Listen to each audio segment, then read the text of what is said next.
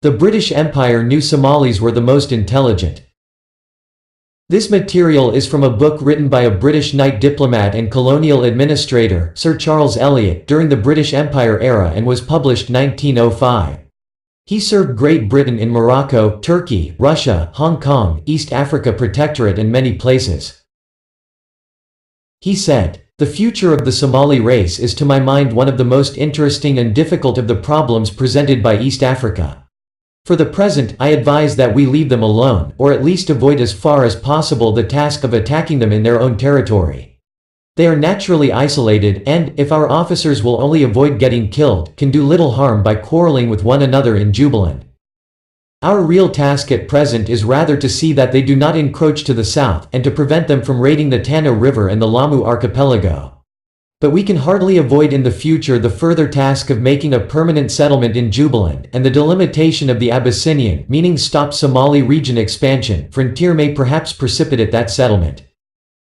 Certainly to be desired that we should utilize the Somalis. There can be no doubt that they are the most intelligent race in the Protectorate, though it may be urged with some justice that they are also proud, treacherous, fanatical, and vindictive. Too much stress, I think, is often laid on these bad qualities, and it is certain that the average Englishman has little sympathy for the Somali. He tolerates a black man who admits his inferiority, and even those who show a good fight and give in, but he cannot tolerate dark color combined with an intelligence in any way equal to his own.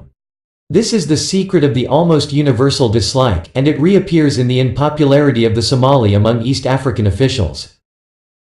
The Somali are not willing to agree to the simple plan of having a fair fight and then shaking hands when defeated, but constantly indicate that they think themselves our equals or superiors, and not unfrequently prove it.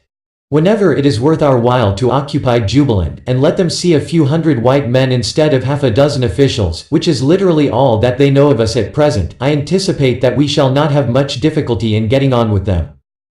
The attractions of civilization are so great for them, and our superiority in this respect so incontestable, that there can hardly be any doubt as to the result.